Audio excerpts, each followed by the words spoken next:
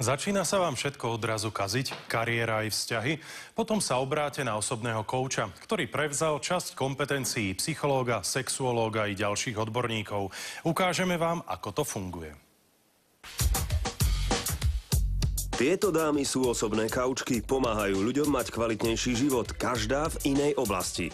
V oblasti erotiky, umění, milování. Keď ja sa rozhodnem, že chcem zmeniť prácu, alebo mám vzťahový problém, alebo mám pocit, že moje sebavedomie nie je náležite vysoké, ja nie som emočne zainteresovaná na jeho problémoch, čiže ja mu viem poskytnúť ten nadhľad a odstup. V tom páru jsou různé disbalance v tom, kdo chce co a kdo to chce častěji, kdo méně často.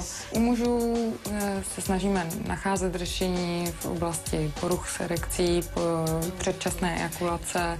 U těch žen je to hlavně, jsou to problémy s orgazmy. To je aj problém trojnásobnej matky Jany. Často nejsem toho, nebo většinou toho nejsem schopná. Ne? Na co myslíš při té stimulaci? No, možná taky by mohl být problém, no. Protože se mi někdy stane, že mi tam najednou skočí nějaký úplný nesmysly a začnu vymýšlet, co bude zítra a tak dále. Že svůj problém nepovažuji za nic patologického, takže rozhodně bych jako nešla za sexuologem.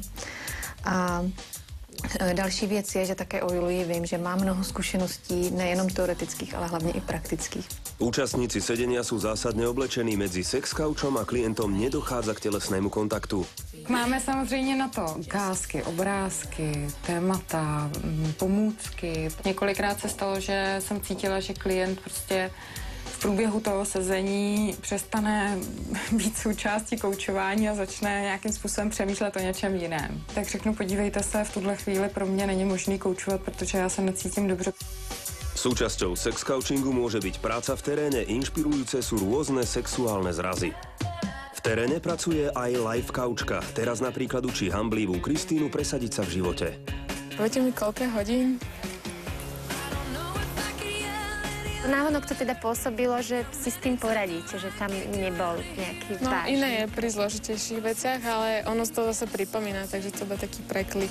30-tnička Kristína vyhľadala life kaučku, pretože v každom zamestnaní dokázala zotrvať len pár týždňov. Údajne sa do nej navážali šéfovia i kolegovia, častú zmenu zamestnávateľa jej vyčítali aj príbuzní.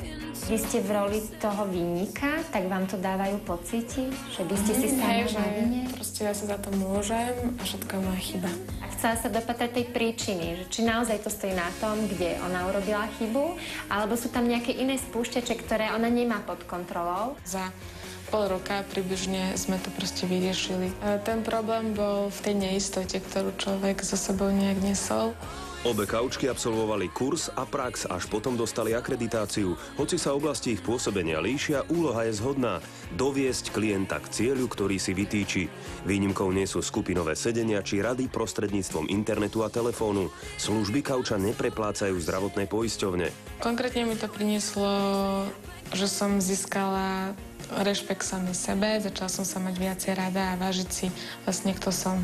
Samozrejme, že vzťahy sa mi vyriešili nielen v práci, ale máme lepšie vzťahy s mojimi blízkymi ľuďmi. Mám pocit, že som iný človek. Myslím si, že jsem se svým způsobem dozvěděla, co jsem potřebovala, že si odnáším nějaký domácí úkol a prostě věřím tomu, že to bude v pořádku.